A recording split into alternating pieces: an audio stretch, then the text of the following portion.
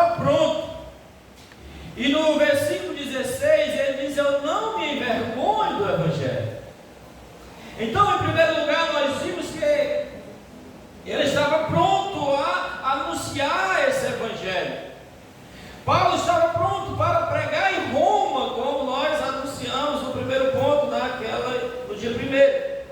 Ele disse que estava pronto a anunciar a esse Evangelho ali em Roma.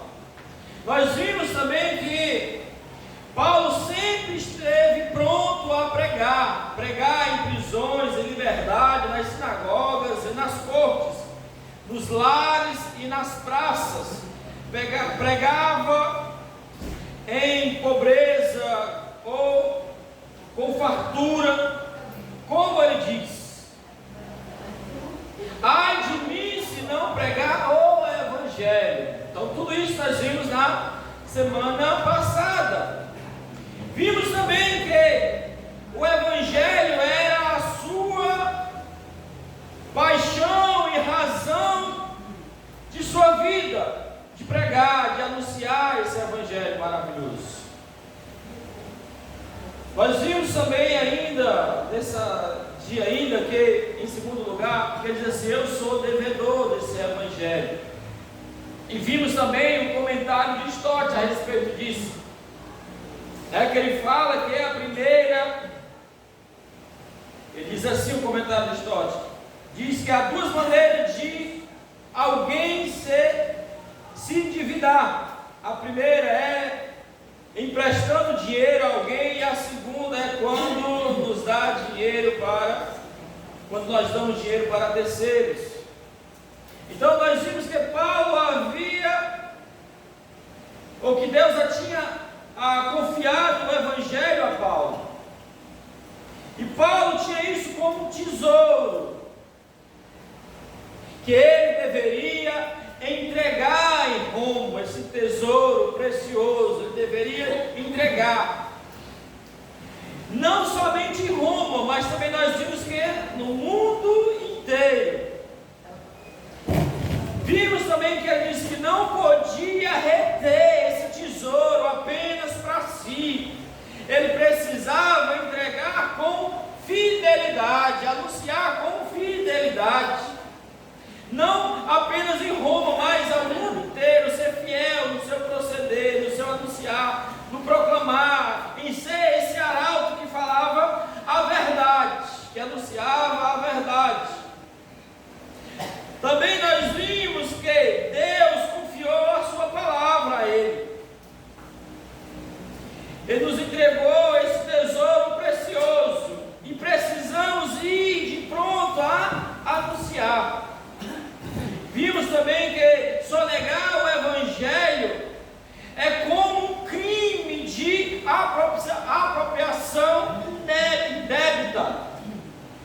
Se apropriar daquilo que não é seu. Então não podia se apropriar desse tesouro e ficar com ele para si, e desfrutar dele sozinho. Então tinha essa necessidade de anunciar. Então ele viu que o Evangelho não era para ser retido, mas para ser proclamado, anunciado. E que ninguém pode reivindicar o monopólio do Evangelho, porque o Evangelho tem um autor, um consumador, que é Cristo Jesus. Vimos muitas coisas. Vimos também um comentário de Charles Edman, que ele diz: proclamar esse Evangelho em todo mundo e a toda criatura não é questão de sentimento ou preferência. Charles Edman diz que é obrigação moral e dever de todo cristão anunciar esse Evangelho. Então nós vimos isso. Nós vimos também em terceiro lugar que ele diz que não se envergonha do Evangelho, que não se envergonha do Evangelho, porque é poder de Deus. É versículo 16. E F.F. Bruce também diz, no seu comentário, que ele diz: não me envergonho do Evangelho, que quer dizer que Paulo se gloria e considera um arauto para a proclamação do Evangelho, devido ao seu chamado. Ok. E nós paramos aqui. E nós paramos no versículo, no ponto C, da continuação, que diz assim: porque o Evangelho centralizado na cruz de Cristo era visto com desdém tanto pelos judeus como pelos gentios. Para os gregos a cruz era loucura e para os judeus era escândalo. Lá em 1 Coríntios, capítulo 1, versículo 23. Então, sempre que o Evangelho é pregado com fidelidade, ele gera oposição, ele gera desprezo. O Evangelho pregado com sinceridade, com fidelidade, ele gera esse escárnio das pessoas, porque as pessoas vão ver sempre aqueles que pregam com fidelidade como os santinhos, como os corretinhos, aqueles que não são fechados, né? Mas é isso que o Evangelho nos chama para ser. Ele nos chama para andar nesse caminho estreito, apertado. No entanto, Paulo diz a respeito disso, que a fraqueza de Deus é mais forte do que a força dos poderosos. E era isso que Paulo estava anunciando em Roma. Era desdenho para os romanos, era desprezo para os gregos, era loucura para muitos a respeito desse Evangelho, anunciar, porque o Evangelho era desdenho, anunciar, falar de quem? Falar de Cristo, falar daquele que morreu daquela forma, que foi desdenhado sobre a cruz. Então ele era desdenhado para anunciar esse Cristo que foi humilhado, que foi escarnecido ali na cruz do Calvário. Mas Paulo vê isso como loucura para eles, mas para Paulo é poder de Deus.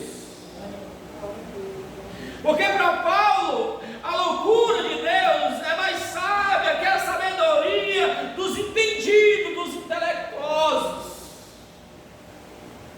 Então, a loucura de Deus a pregar esse Evangelho, Paulo se acha sábio diante dessas fraquezas de anunciar esse que foi desdenhado. Falei 1 Coríntios 21, capítulo 1, versículo 21. Ele vê dessa forma: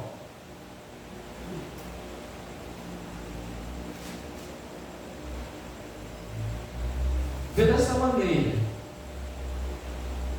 pois visto que na sabedoria de Deus o mundo não conheceu a Deus pela sua sabedoria, aprove a Deus salvar os crentes pela loucura da pregação. Aprove a Deus, porque os estudiosos, os sábios, que se acham sábios, intelectuais, muitos deles não se atentam para a simplicidade do Evangelho, não atentam para a tão grande salvação, não atentam para aquilo que Deus formou. Preferem os sábios, entendidos, os estudiosos, eles preferem acreditar em um Big Bang, uma explosão, do que acreditar em um Criador, em alguém que formou, alguém que criou o homem, alguém que criou as coisas que existem sobre a terra. Preferem desdenhar, preferem acreditar numa evolução humana,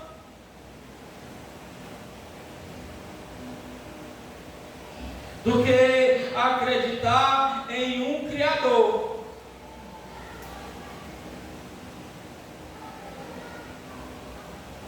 Mas Paulo, diante de anunciar o Evangelho, ele não olha para aquilo que as pessoas vão falar, para aquilo que as pessoas vão desenhar dele. Ele prefere anunciar esse Evangelho que para ele é poder. O que importa é para ele que as pessoas acham ou deixem de achar. Ele não se importa, ele se importa em fazer a vontade de Deus.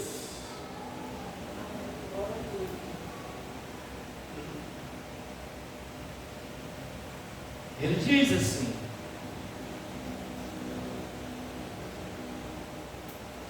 porque pelo Evangelho Paulo já tinha ou já havia enfrentado muitas dificuldades antes de anunciar, de chegar até Roma. Ele já tinha passado por grandes adversidades, por grandes dificuldades. Por causa do Evangelho, Paulo já havia sido perseguido em Damasco. Por causa do Evangelho, Paulo já tinha sido rejeitado em Jerusalém. Por causa do Evangelho, Paulo já tinha sido apedrejado em Listra. Por causa do Evangelho, Paulo já tinha sido açoitado em Filipos. Por causa desse Evangelho, Paulo já tinha sido exortado ali em Tessalônica e Bereia. Por causa do Evangelho, Paulo foi chamado de tagarela em Atenas. Mas para Paulo era o poder de Deus.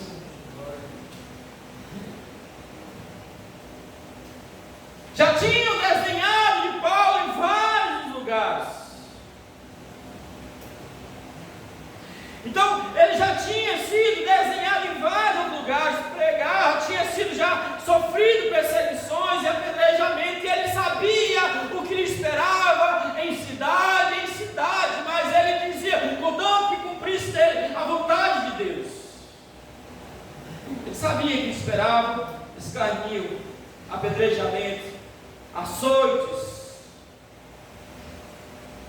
Mas também Paulo já tinha sido chamado também de impostor lá em Corinto, por anunciar o Evangelho. Então, por causa do Evangelho, nós vamos estar sofrendo escárnios. Vamos ser perseguidos, desprezados pelas pessoas por causa do verdadeiro Evangelho, da fidelidade ao Evangelho, de anunciar as boas novas de Cristo, de libertação, de salvação. Então, por causa do Evangelho, Paulo enfrentava lutas que estavam além de suas forças. Então, por causa desse Evangelho, ele enfrentava essas lutas, essas guerras.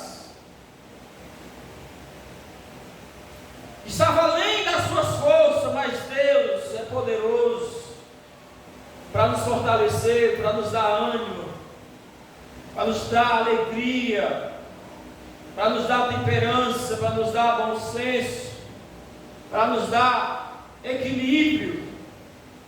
E por que não dizer maturidade para lidar com toda e qualquer situação, como Paulo diz que aprendeu a viver um contentamento com Deus. Tanto eu sei viver em abundância, como em escassez. Tanto eu sei viver com Deus na perseguição ou na paz. Tanto eu aprendi a viver com Deus na doença ou na saúde. Então ele aprendeu a viver uma vida com Deus de contentamento. Porque ele diz nas suas cartas que ele não vive mais ele, mas Cristo vive em mim. E a vida que vivo agora na carne, vivo em Cristo Jesus.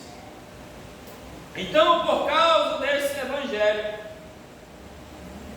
ainda ele enfrentaria mais perseguições e até o próprio martírio a qual ele vivenciou ali em Roma. Porém ele diz, com insólita galárdea,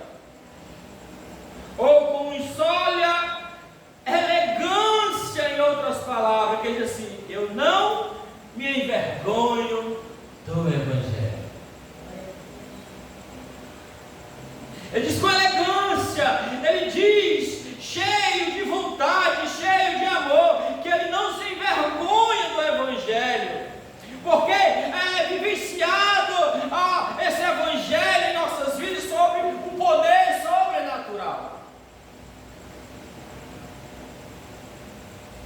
Vem sobre nós uma vida que, por mais que nós quiséssemos viver ela outrora, como ele tentou viver, uma vida de agradar a Deus, não vai agradar a Deus. Não vamos agradar a Deus. Porque ele era o doutor da lei. Ele era conhecedor da lei, praticante da lei. Achava que fazia tudo correto, estava fazendo tudo correto. Por ser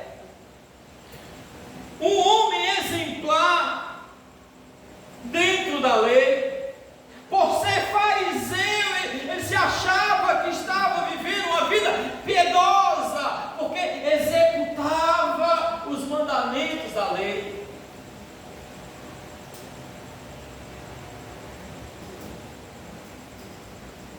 Então Paulo expressa o seu amor por poder vivenciar o Evangelho, por praticar o Evangelho, por reverberar o Evangelho genuíno. Ele demonstra que ele faz isso com prazer, com elegância, porque não é uma vontade própria dele, mas é uma vontade que emana de Deus para executar a tarefa, essa obra tão maravilhosa que é de anunciar o Evangelho.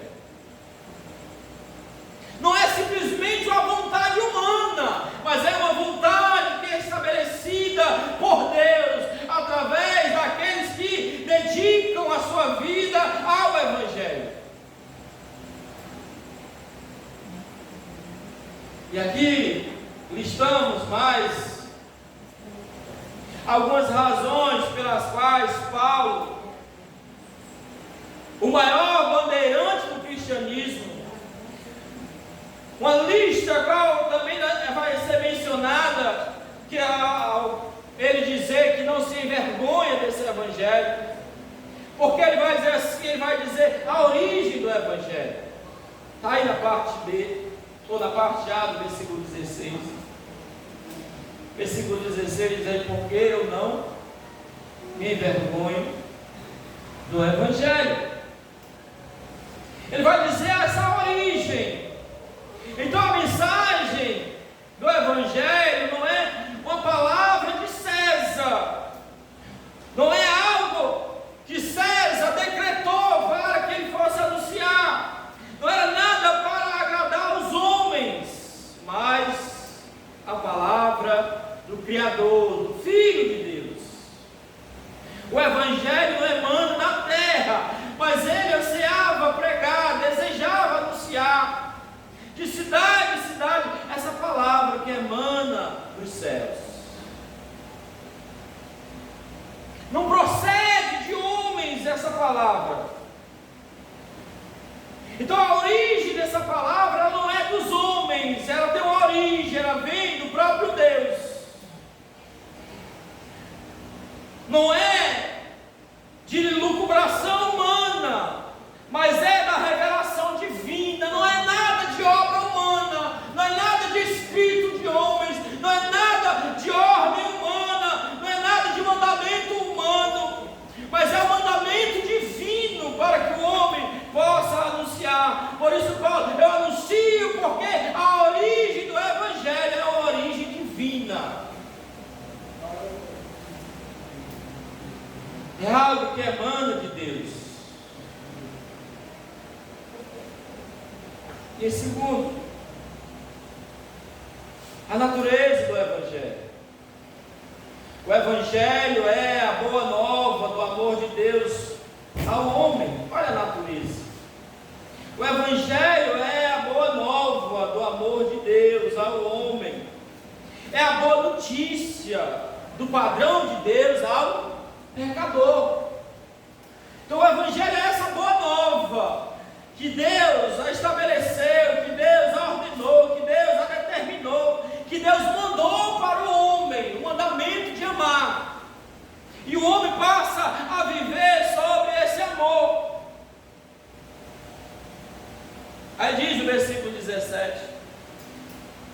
porque nele se descobre a justiça de Deus, de fé em fé, como está escrito aí, justo, mas o justo viverá da fé. O justo viverá da fé. Para que ele possa desfrutar dessa fé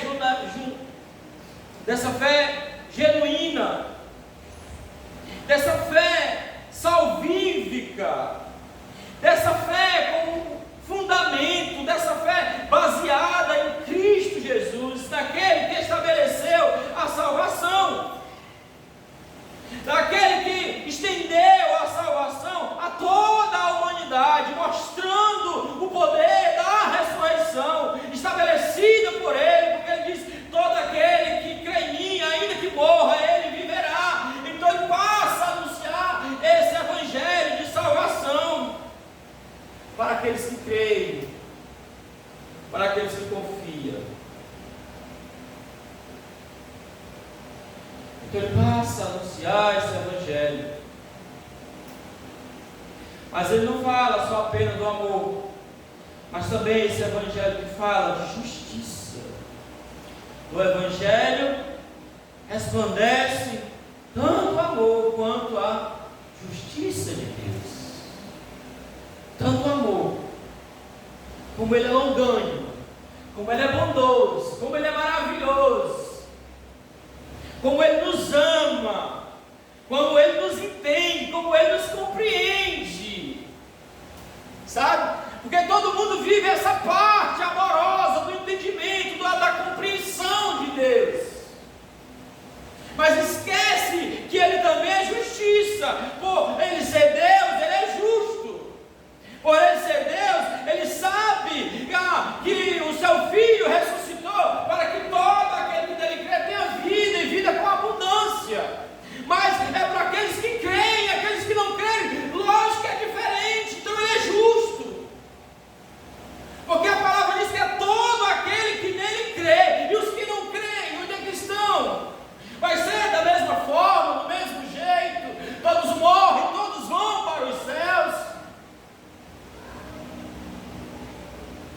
Todos morrem agora, são pessoas boas e vão para junto, vão descansar, vão ficar ali esperando a ressurreição para viver o milênio junto com o Senhor. Não, ele é justiça. Ele diz: é para aqueles que creem em mim.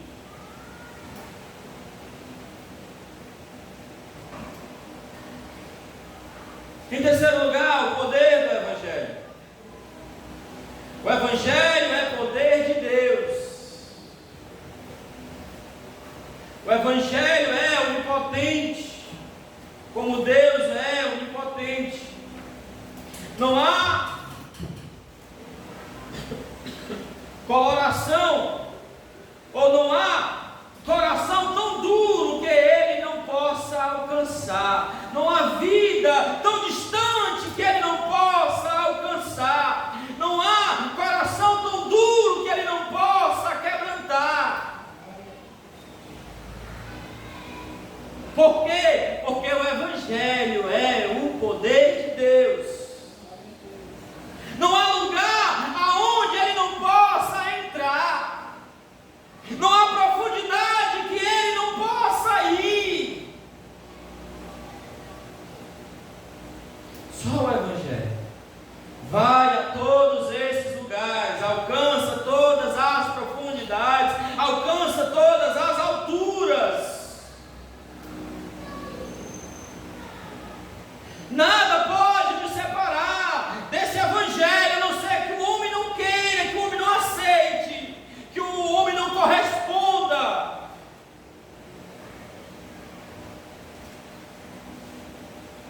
Só se o homem não quiser. Como nós pregamos domingo, como negligenciar tão grande salvação? Como negligenciar tão grande salvação estabelecida por Deus para o homem ser alcançado por Ele? Então, como as pessoas têm desdenhado dessa salvação? Quantas pessoas não têm dado crédito a essa salvação? Mas a salvação continua aí ao alcance de todos.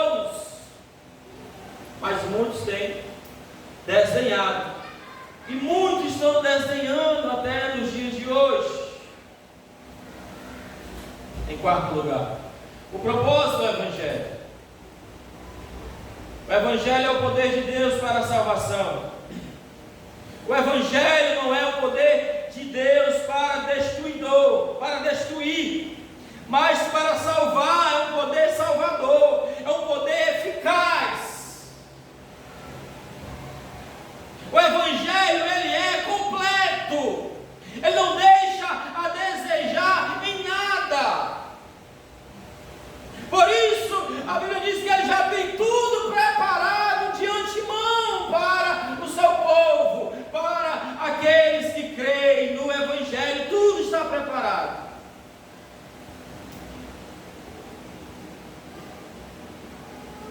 Mas a Bíblia diz que é poder de Deus. Por quê? Porque não há nenhum poder na terra que possa salvar o homem. Acerta o poder do Evangelho, o poder que vem de Deus, para dar vida ao homem, vida com abundância.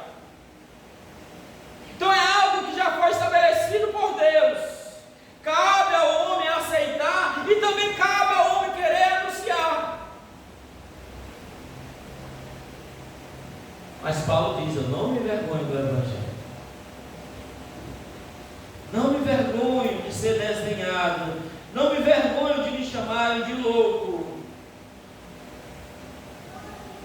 Então, que abrangência tem o Evangelho? Qual o alcance do Evangelho? O Evangelho está aí no versículo 16. O Evangelho é para o judeu, é para o grego, é para os gentios. Ele está endereçado a todos os povos, a todas as nações. Ele está endereçado ao globo terrestre todo, a todas as pessoas. O Evangelho, para ser mais preciso, ele é universal, ele está ao alcance de todos.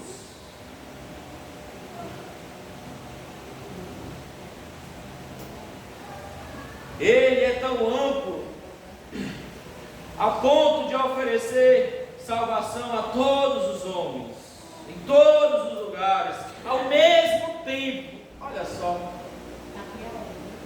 Vou terminar. A todos os homens, em todos os lugares, ao mesmo tempo. Basta apenas crer. Basta apenas confiar. O Evangelho alcança todos os homens, sem acepção. Mas não todos os homens sem exceção. Todos os homens sem acepção. Mas nem todos, homens sem exceção. Os que não querem, não adianta. Quem não quer, a Bíblia diz: você está condenado. Já está condenado. Ide, pregai o Evangelho a toda criatura. Quem crê e for batizado será salvo. Porém, quem não crê já está condenado. Quem está condenando? É o próprio Evangelho. Não é o homem, não é a pessoa, não é a lei, não é a autoridade eclesiástica, não é, é a própria palavra, é o próprio Evangelho de Cristo.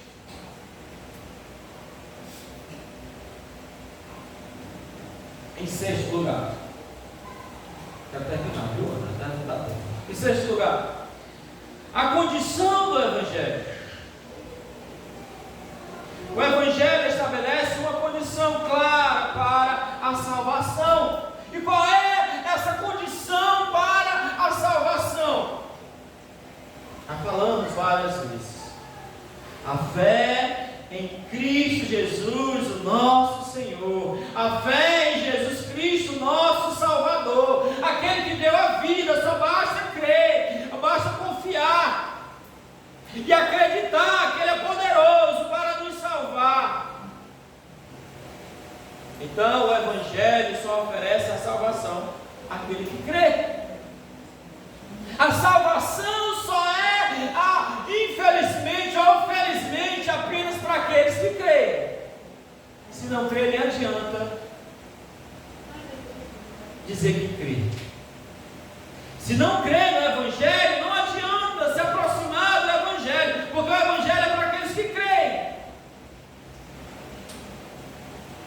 Porque os que não creem, a Bíblia diz que eles perecem.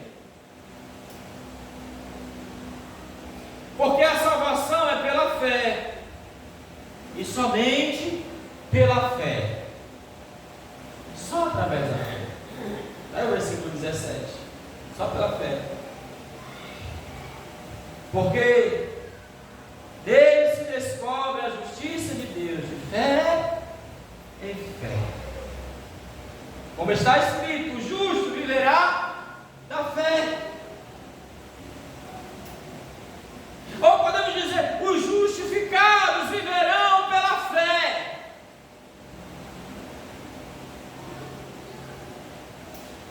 Somente pela fé. Então, a condição para a salvação do judeu e do gentio e do grego é a mesma, é pela fé em Cristo Jesus. Tanto para os bárbaros, para todos os citas, para toda a humanidade, é através da fé em Cristo Jesus. Não há salvação fora de Cristo, como ele diz, que ele é o mediador entre Deus e os homens. Somente nele há salvação. Em sétimo lugar, o resultado do Evangelho, versículo 17, tá aí. Qual o resultado do Evangelho? O Evangelho produz não apenas fé salvadora, mas também fé santificadora. Ele não produz em nós apenas essa fé que nos conduz, que nos leva a uma salvação, mas ela é mais abrangente, ela também nos conduz, ela promove em nós a fé santificadora, porque o nosso Deus é santo, e Ele exige de nós, Ele espera de nós essa santidade ser correspondida, porque não há como se aproximar dele sem a santificação, como a Bíblia está escrito, porque sem a santificação não veremos a Deus. Não tem como. Então o justo viverá pela fé. O justo é salvo pela fé. Ele vive pela fé, vence pela fé, caminha pela fé e vive de fé em fé. É pela fé. Sem fé, irmãos, é impossível agradar a Deus. Aqueles que se aproximam de Cristo, é necessário acreditar que Ele existe, é necessário crer que Ele existe. Então, se Ele existe, Ele vive conosco, irmãos, porque é a promessa dEle. Ele diz que Ele vive conosco, que Ele está conosco todos os dias, até a consumação dos séculos.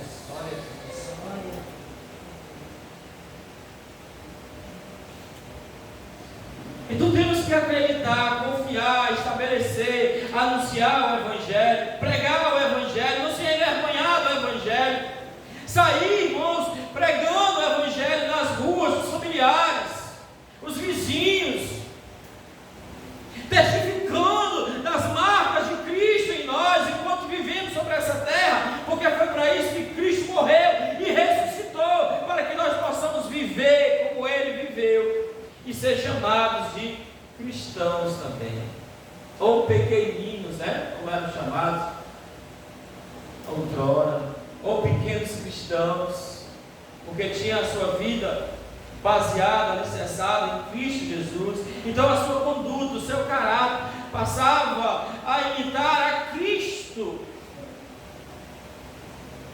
Então devemos a cada dia que Deus nos dá anunciar esse Evangelho, mas não só anunciar, mas viver, reverberar esse Evangelho, não anunciar apenas nas sinagogas, apenas nas ruas, mas também anunciar Ele, irmãos, calados com as nossas ações, de bocas fechadas, porque é muito fácil dizer que crê em Deus, que é cristão.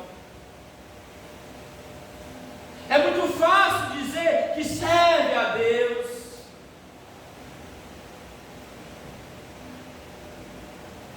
mas não há diferença nas ações, nas atitudes. apenas nas convicções falatórias, nas falácias humanas. Dizer que é cristão é fácil, mas ser chamado de louco, ser desdenhado, sofrer escárnio por causa do Evangelho,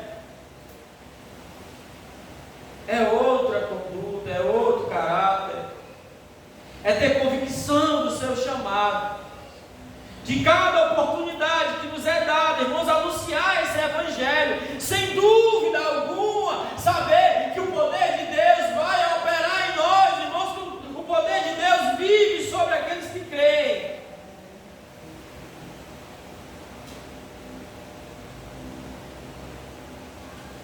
Então é necessário que nós pregamos esse Evangelho, que anunciamos esse Evangelho, porque é fácil olhar para o testemunho de Paulo, para a vida de Paulo, o que ele passou, o que ele viveu. Logo após que isso já está aproximadamente aí há 2000 anos.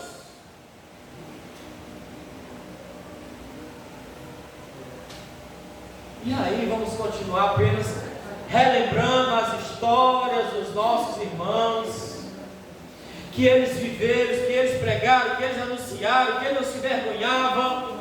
Quantas gerações no tempo passado, eles vivenciaram a história deles, deixaram a história deles marcada, eles deixaram a história deles notória diante da sociedade, ecoa a dezenas, centenas de anos, irmãos, a história desses homens, dessas mulheres, é a nossa. Ela vai ecoar até onde? Ela vai ser vivenciada até quando? Que nós possamos refletir e permitir que Deus nos use e que a nossa história, irmãos, a nossa geração também possa ficar marcada, não apenas, irmãos, nas Escrituras, mas na vida daqueles que faz parte da nossa geração. Porque o cano já foi fechado, não dá mais para fazer ou acrescentar nós na Bíblia, mas dá, irmãos, para ser acrescentada no livro que o Senhor vai abrir, que o Senhor vai ver, vai contar, vai ler a nossa história, não apenas naquele dia, mas está lendo, irmãos, a nossa história e escrevendo a cada dia que Ele nos dá. Nossa história está sendo contada, já se abre. A nossa história está sendo escrita, gente, a cada dia que nós passamos sobre essa terra. Quando nós se acovardamos, quando nós não fomos, como nós deixamos de pregar, quando deixamos de anunciar, Deus queria nos usar, Deus queria fazer algo através de nós, e nós não fomos, vai estar lá escrito, mas também vai estar escrito, irmãos, aquilo que nós fizemos, aquilo que nós pregamos, aquilo que nós anunciamos. Não deram crédito, não deram ouvido ao homem, mas foi feita a vontade de Deus. Se vão ouvir ou deixar de ouvir, irmãos, o que importa é que a palavra seja pregada, anunciada, seja proclamada por quem? Por mim e por você. Porque foi isso, porque foi para isso que Ele nos chamou, para proclamar, para pregar, para ensinar, para instruir, enquanto vivemos sobre essa terra. Amém? Versículo 16. O poder do Evangelho. Mas é para a próxima semana, viu? Não vai ser para hoje. Eu não quero me estender muito. Não quero estar pregando 1 hora e pouco. Quero mais pouquinho, 40 minutos no máximo, tá? Para não cansar. E aqui é devagarzinho, sem pressa também, para não corrermos muito. É de versículo a versículo. Então, o poder do Evangelho nós vamos continuar na semana que vem. Amém? Vamos ficar de pé. Sábado nós temos nosso culto de mocidade, certo? A partir das 18 ou das 19, né? A partir das 19 horas. Aqueles que disseram sim, que eu estar aqui domingo, vão ficar. Tava, né? Tava aqui? Tava. Serve sim não, não serve? Serve sim não, né? Tá. Amém. Então nós vamos orar. Domingo pela manhã nós temos a nossa escola bíblica. Foi uma bênção a nossa escola. A nossa escola foi uma bênção, irmão. Nós ficamos apenas na introdução, deu tempo para a gente entrar, que foi muito comentado, muita gente participando,